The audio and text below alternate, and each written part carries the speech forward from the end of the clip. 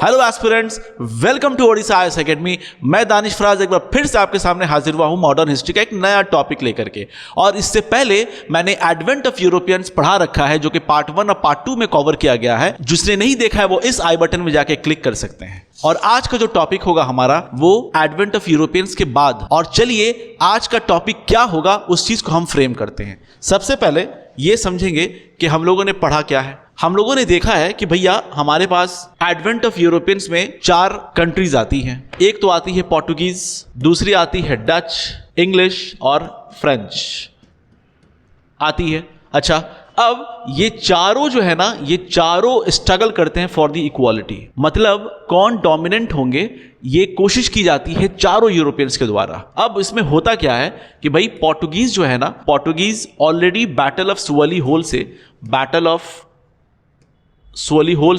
या battle of सुवली से जो 1611-12 के करीब होता है, वहां से पोर्टुगीज ऑलरेडी कमजोर पड़ जाती है। इसका मतलब हम कह सकते हैं कि इंग्लिश के साथ जो लड़ाई होती है इस वक्त, तो ये पोर्टुगीज यहां पे कमजोर पड़ता है। डच की अगर हम बात करें तो डच को एक बार बैटल ऑफ कैलोचल में हारा जाता है। बैटल ऑफ कैलोचल, जो कि ट्रावेनकोर के राजा मरथंडा वर्मा वो हराते हैं। बैटल ऑफ कैलोचल ये करीब 1751 की बात है। और साथ ही साथ इंग्लिश के साथ एक लड़ाई होती है। वो उस लड़ाई को हम कहते हैं बैटल ऑफ बेदारा। ये करीब 1759 के करीब होता है। तो हम देखते हैं कि भाई यहां पे बैटल ऑफ कैलोचल में ही डच ऑलरेडी कमजोर पड़ जाता है और वो रिकवर नहीं कर पाता है। फर्दर उसको मार पड़ती है, इंग्लिश जो है डच उसको मारते हैं 1759 में। अब यहां से 2 कॉम्पिटिटर आउट हो जाते हैं मार्केट से। मतलब हम कह सकते हैं कि पोर्टुगीज भी कमजोर हो गया और हमारा डच भी कमजोर हो गया। बचता कौन है मार्केट में? इस यूरोपियंस वाले जो मार्केट में बचता है सिर्फ 2 कॉम्पिटिटर्स, जिसको एक का नाम है फ्रेंच और एक का नाम है इंग्लिश। अब इन दोनों में कौन सुप्रीम होगा ये डिसाइड होता है। अनडाउटेडली मैं आपको पहले ही बता चुका हूं कि 1760 में बैटल ऑफ वॉन्डिवॉश होता है, जहां पे फ्रेंच कंप्लीटली डिस्ट्रॉयड हो जाता है। लेकिन ये कहानी की बिल्कुल आखिर स्टोरी है। तो ये स्टोरी शुरू कैसे होती है इस चीज को हम समझेंगे। तो आज का जो हमारा टॉपिक होगा ना, वो होगा एंग्लो फ्रेंच वॉर। मतलब एंग्लो फ्रेंच वॉर, और इसको हम लोग कार्नाटिक वॉर भी कहते हैं। क्यों कहते हैं अभी देखेंगे। कार्नाटिक वॉर भी कहते हैं। यहां तक क्लियर है? तो हमने आपके सामने आज का टॉपिक फ्रेम कर दिया। हमको बताना है आपको आज कार्नाटिक वॉर। इंग्लिश के साथ जो फ्रेंच की लड़ाई होती है ना, वो first Carnatic war, second Carnatic war, third Carnatic war होता है। चलिए एक और बैकग्राउंड हम देखते हैं। हमने एक बैकग्राउंड बना दिया कि एंग्लो फ्रेंच वॉर होने वाला है। अब हम कुछ और बैकग्राउंड देखते हैं। जैसे हम देखेंगे कि भैया ये एक टाइमलाइन ड्रॉ किया मैंने, जो 1707। अब ये 1707 में क्या हो रहा है? यहाँ पे औरंगजेब की डेथ हो रही है। यहाँ पे औरंगजेब की डेथ हो रही है और इंग्लिश यहाँ पे ऑलरेडी मौजूद है। तो औरंगजेब के डेथ होने के बाद हो क्या रहा है? अगर हम ग्राफ रिप्रेजेंट करें तो हम कहेंगे कि भैया मुगल जो है ना, मुगल्स ये डिक्लाइन जा रहा है। मुगल्स यहाँ पे डिक्लाइन जा रहा है। तो राइज कौन कर रहा है? यहाँ पे हम देखेंगे धीरे धीरे पावर अपना इंक्रीज कर रहा है। कौन? East India company. पावर अपना इंक्रीज कौन कर रहा है? East India company. और साथ ही साथ हम देखेंगे कि इस वक्त जब मुगल्स जब डिक्लाइन हो रहा है ना, तो और कौन सी रीजनल पावर से जो थोड़ा सा राइज हो रही है। हम देखेंगे साथ साथ कि मराठा भी राइज कर रहा है। तो ये मराठा राइज जो कर रहा है ना, ये first half of the 18th century ही कर रहा है। हम क्या कह रहे हैं कि मराठा का भी राइज हो रहा है और साथ ही साथ ईस्ट इंडिया कंपनीज का भी राइज हो रहा है। तो आप यहां पे समझिएगा अच्छी तरीके से कि औरंगजेब के डेथ के बाद, यानी डिक्लाइन ऑफ द मुगल्स के बाद, जो मराठा भी राइज कर रहा है और साथ ही साथ ईस्ट इंडिया कंपनी भी राइज कर रहा है। और औरंगजेब की डेथ के बाद इंडिया किस पोजीशन में था? यानी जब ब्रिटिश यहां पे कॉन्क्वेस्ट कर रहा है, ठीक है, तो इंडिया किस पोजीशन में है? तो इंडिया का हाल क्या है वो अभी आपको बताता हूं मैं। जैसे हम देखेंगे कि ये जो एरिया है पूरा, ये ट्रावनकोर का एरिया कहलाएगा। ये है ट्रेवनकोर। अच्छा, ये जो एरिया पूरा जा रहा है, ये जो एरिया पूरा जा रहा है, ये आपको कर्नाटक का एरिया कहलाएगा। यहां पे कुछ हमको मैसूर देखने को मिलेगा। इसके सटे सटे में हमको हैदराबाद देखने को मिलेगा, हैदराबाद देखने को मिलेगा। और लार्जर एरिया में हम देखेंगे कि इस तरफ कुछ, इस तरफ कुछ, इस तरफ ये सारा एरिया, ये सारा एरिया जो है ये मराठास के पोजीशन में मिलेगा आपको, मराठा का एरिया होगा। अच्छा, इस तरफ बंगाल का एरिया है, यानी नवाब ऑफ बंगाल रह रहे हैं। उसके बाद इस तरफ कुछ अवध हमको मिलेंगे, इस तरफ हमको कुछ अवध मिलेंगे। अच्छा, इसी के सटे सटे हम देखेंगे लैटर मुगल्स हमको दिखेंगे। दिल्ली वाले एरिया में कॉन्फाइंड रहेंगे लैटर मुगल्स। अच्छा, पंजाब, हरियाणा, ये सब इलाके में हम देखेंगे सिख हमको कुछ मिलेंगे, यहां पे सिख हमको मिलेंगे। और साथ ही साथ यहां पे कुछ राजपूत्स देखने को मिलेंगे हमको, यहां पे राजपूत्स देखने को मिलेंगे। और नॉर्थ वेस्टर्न फ्रंटियर में हम देखेंगे हमको अफगानीज कुछ देखने को मिलेंगे। और कश्मीर में कुछ आपको डायनेस्टीज देखने को मिलेगी। तो औरंगजेब के वक्त में जहां ये पूरा ऊपर से नीचे तक, यहां तक पूरा जो कवर था, कुछ साउथ को छोड़ करके, औरंगजेब के डेथ के बाद कुछ इस तरीके से फ्रैगमेंटेशन दिख रहा है। और जब ब्रिटिश ईस्ट इंडिया कंपनी जब यहां पे है ना अभी, और फ्रेंच ईस्ट इंडिया कंपनी भी है, तो कुछ इस तरीके से फ्रैगमेंटेड इंडिया हमारा था। और इसी का फायदा उठाते हुए ब्रिटिश आगे बढ़ने की कोशिश कर रहा था, जिसमें सबसे पहले उसके अपने कॉम्पिटिटर यानी फ्रेंच को वो साइडलाइन में रखना चाहता था। तो अब फ्रेंच के साथ लड़ाई करने के लिए मौका तलाशा गया कि भाई किस तरीके से उसको हम हराएं। चलिए अब हम बात करेंगे कि ये जो हैदराबाद है ना, हैदराबाद, ये यानी यहाँ पे निज़ाम हुआ करते हैं, निज़ाम। और ये कर्नाटक, अब ये कर्नाटक, अब आप एरिया देख लीजिए कर्नाटक। तो हम कह रहे हैं कि भाई जब एंग्लो फ्रेंच वॉर हो रहा है ना, तो उसको हम कहते हैं कर्नाटक वॉर भी कहते हैं। मतलब ये रीजन है, ये रीजन, और इस रीजन को अगर हम जूम करते हैं तो हमको देखने को मिलेगा, ये कर्नाटक रीजन को हम जूम करते हैं तो हमको कुछ देखने को मिलेगा कि भाई फ्रेंच का सेटलमेंट यहाँ पे था, कराईकल और पुडुचेरी। साथ ही साथ ब्रिटिश का भी सेटलमेंट इस एरिया में था। एक सेटलमेंट था कुद्दलूर में, जहां पे फोर्ट सेंट डेविड कहलाता था, फोर्ट सेंट डेविड। और दूसरा था ब्रिटिश का आपको मद्रास में, जो कि फोर्ट सेंट जॉर्ज कहलाता है। अब ये एरिया यानी ये कर्नाटक वाला जो एरिया है ना, यहाँ पे फ्रेंच सेटलमेंट भी है और साथ ही साथ इंग्लिश सेटलमेंट भी है। ठीक है, ये बात एकदम माइंड में रखिए, क्योंकि मैं एक बैकग्राउंड बताना चाह रहा हूँ। अच्छा, और बैकग्राउंड आपको समझना होगा कि इस वक्त हैदराबाद में क्या हो रहा है या कर्नाटक में बेसिकली क्या है। आइए देखते हैं।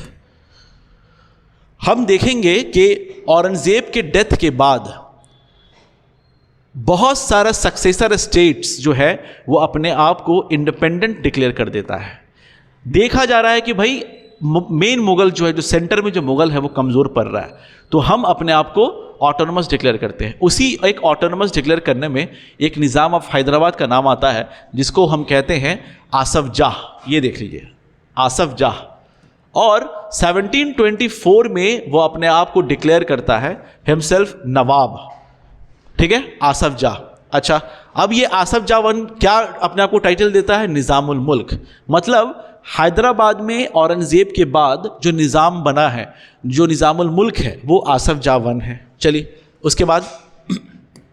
उसके बाद हम देखेंगे निज़ाम ऑफ हैदराबाद के इन्फ्लुएंस में कुछ सूबाज हुआ करते हैं। मतलब हैदराबाद ही बड़ा हुआ करता था उस वक्त, तो कुछ सूबाज होते थे, प्रोविंसेस होते थे हैदराबाद के अंदर, जो मुगल्स के अंदर भी हुआ करता था। तो उसमें से एक जो सूबा था ना, वो था मोहम्मद सईद का। और आसफ जाह वन मोहम्मद सईद को अपॉइंट करते हैं कर्नाटक के नवाब के हैसियत से। क्या बोल रहा हूं मैं, याद कीजिएगा क्या बोल रहा हूं मैं, ये वो इलाका है कर्नाटक वाला इलाका, यानी यहां पे आसफ जाह किसको कर रहे हैं, वन मोहम्मद सईद को। और ये मोहम्मद सईद कुछ और नहीं, इसको हम कहते हैं सादतुल्लाह खान वन। क्या बोल रहा हूं मैं, सादतुल्लाह खान वन।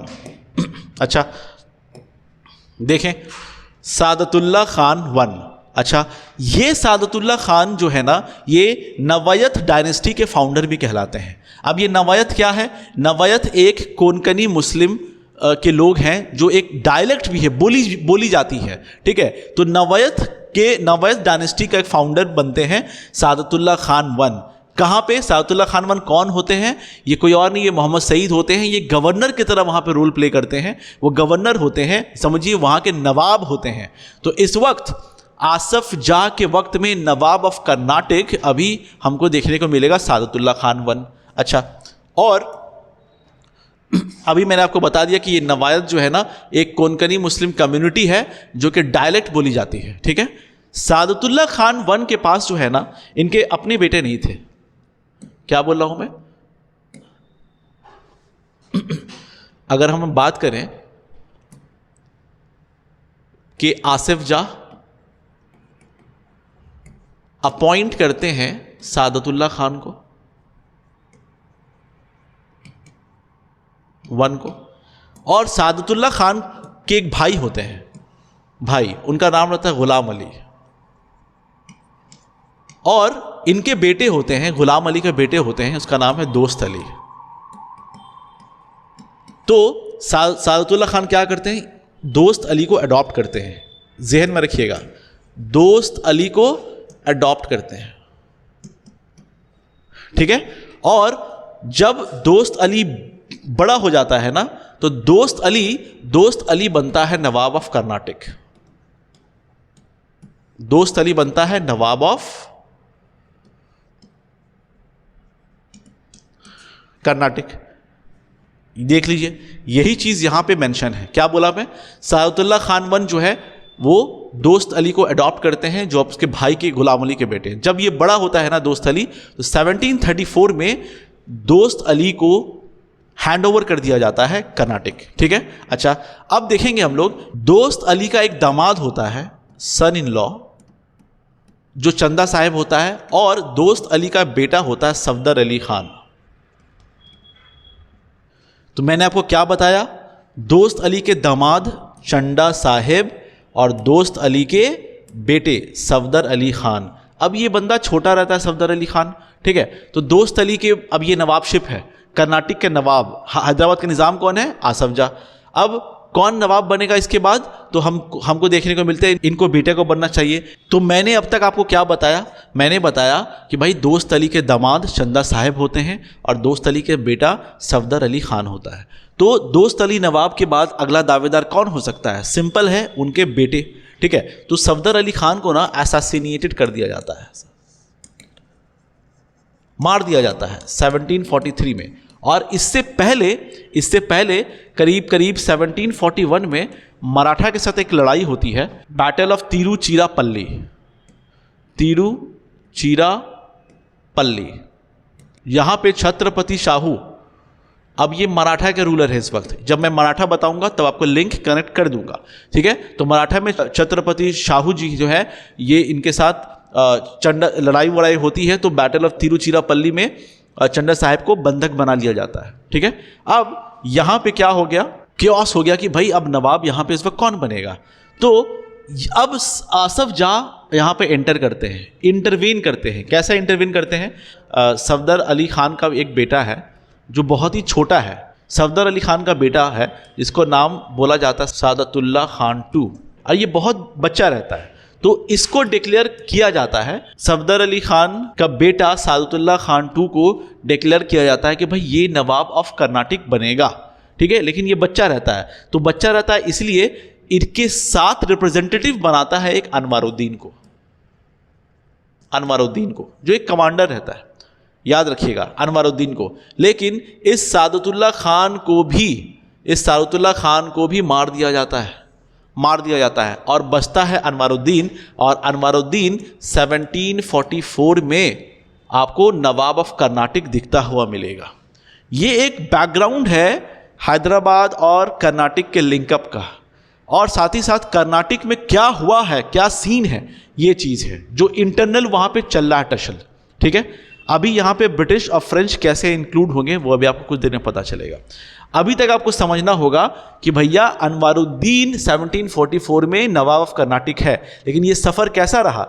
ये सफ़र आपको रहा जब सादतुल्लाह खान वन नवाब डायनेस्टी के फाउंडर रहे। सादतुल्लाह खान वन के भाई गुलाम अली, उनके जो बेटे हैं दोस्त अली, उसको अडॉप्ट किए क्योंकि इनका अपना बेटा नहीं था।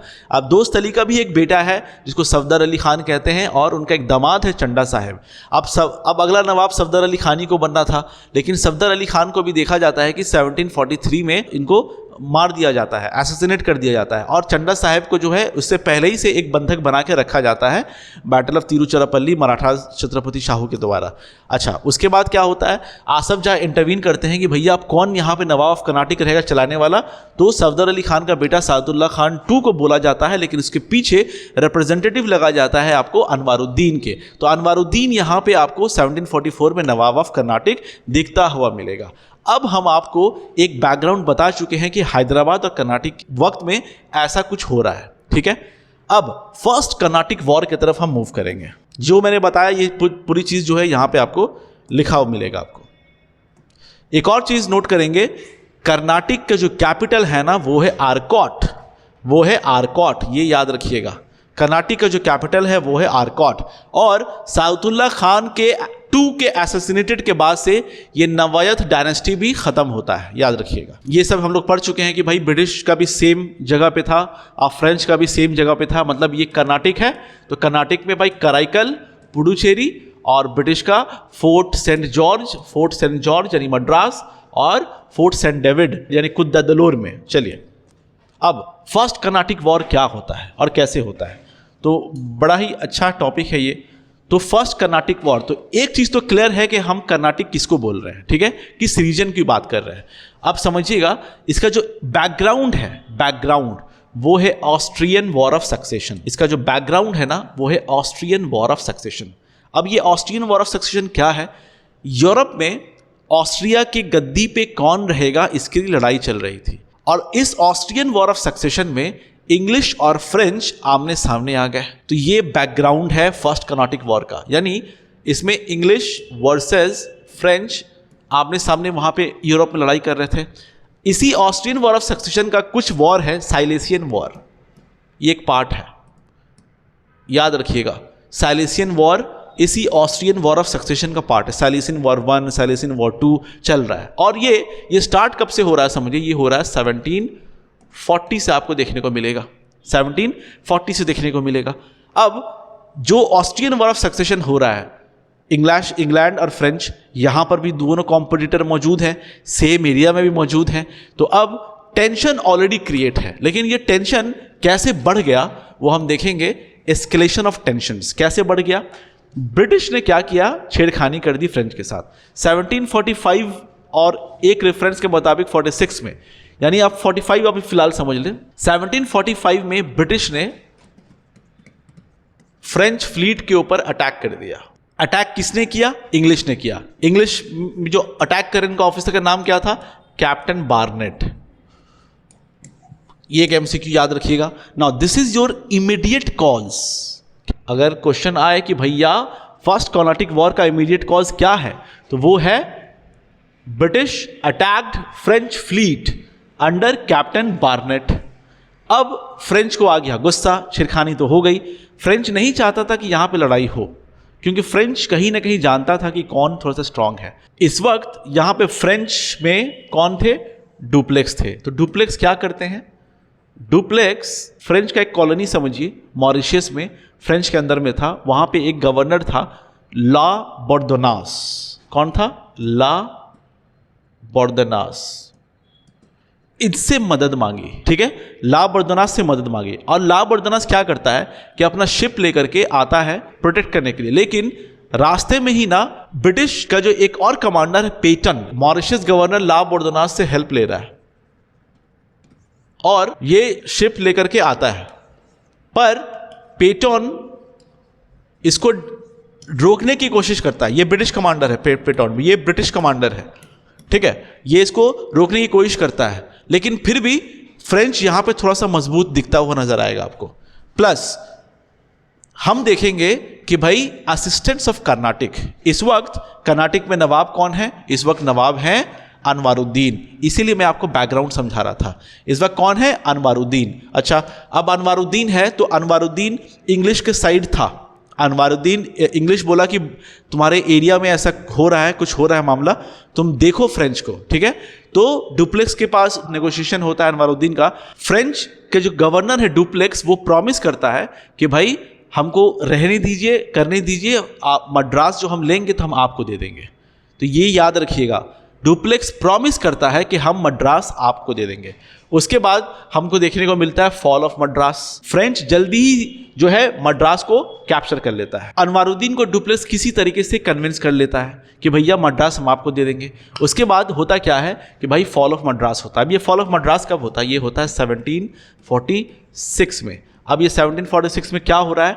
डुप्लेक्स फौरन ही मद्रास को कैप्चर कर लेता है, अटैक कर देता है, कैप्चर कर लेता है, और हम देखेंगे ब्रिटिश को इस वक्त हार का सामना करना पड़ता है। तो आप समझ लिए फ्रेंच के लिए विन विन सिचुएशन है, यानी फ्रेंच वर्सेस इंग्लिश चल रहा है और ये विन विन सिचुएशन अभी तक आपको दिख रहा है डुप्लेक्स के नज़र में। अच्छा, अब इसके बाद क्या होता है कि जब मद्रास फ्रेंच के अंदर में आ जाता है तो याद कीजिए अनवारुद्दीन को प्रॉमिस किया हुआ रहता है कि भैया हम आपको दे देंगे मद्रास, लेकिन ये प्रॉमिस नहीं निभाता है। तो बस अब अनवारुद्दीन से लड़ाई होने वाली होती है। तो एक जगह होता है, एक जगह है रिवर अद्यार, और इसको बैटल ऑफ अद्यार भी कहते हैं, बैटल ऑफ मैलापुर भी कहते हैं, और बैटल ऑफ सेंट थोम भी कहते हैं, ठीक है।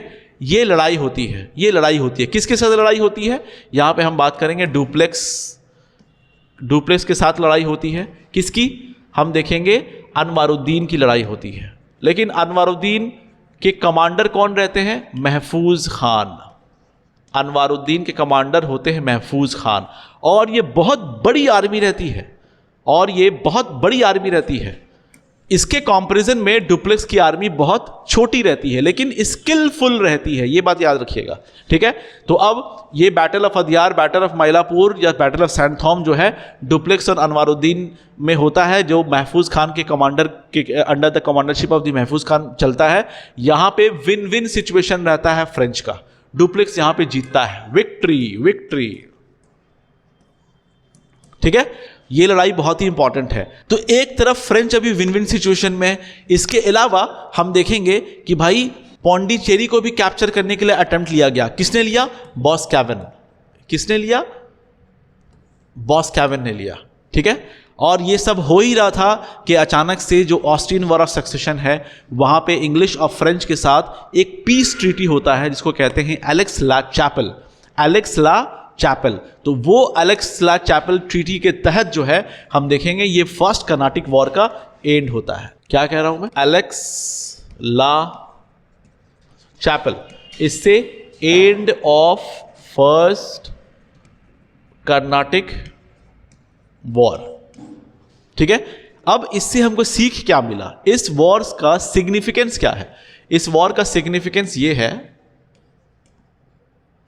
आर्मी कितनी ही बड़ी हो, लेकिन अगर आपके पास स्किलफुल आर्मी होगी ना, तो आप इजीली आप इसको हरा सकते हैं। ये सीख मिला था यहां पे, ठीक है। तो क्या बोला मैं कि स्मॉल आर्मी हो बट डिसिप्लिन्ड हो, ये एक मिला। दूसरी सिग्निफिकेंस क्या है यहां पे? Supremacy of the naval forces, यानी नेवल, पानी वाला जो लड़ाई है ना, नेवल फोर्सेस का इंपॉर्टेंस पता चला, importance of the naval forces. इस तरीके से फर्स्ट कर्नाटिक वॉर में हम देखेंगे कि फ्रेंच का विन विन सिचुएशन रहा है, और साथ ही साथ जो पीस ट्रीटी जहां पे एलेक्स ला चैपेल हो रहा है, इसमें मद्रास वापस आपको देना पड़ा ब्रिटिशर्स को, और साथ ही साथ नॉर्थ अमेरिका में कुछ लुइसबर्ग वगैरह था जो कि ब्रिटिश जो है नॉर्थ अमेरिका में लुइसबर्ग था जो ब्रिटिश को फ्रेंच को देना पड़ा। तो आपस में जिसका जो था उसको वहां पे कर लिया गया, लेकिन यहां पे फ्रेंच का एक दबदबा बना हुआ रहा। ठीक है, तो ये था मेरे बच्चों फर्स्ट कर्नाटिक वॉर का बैकग्राउंड और सिग्निफिकेंस। ठीक है, हम अगले वीडियो में मिलेंगे आपसे सेकंड कर्नाटिक वॉर और थर्ड कर्नाटिक वॉर की बात करेंगे।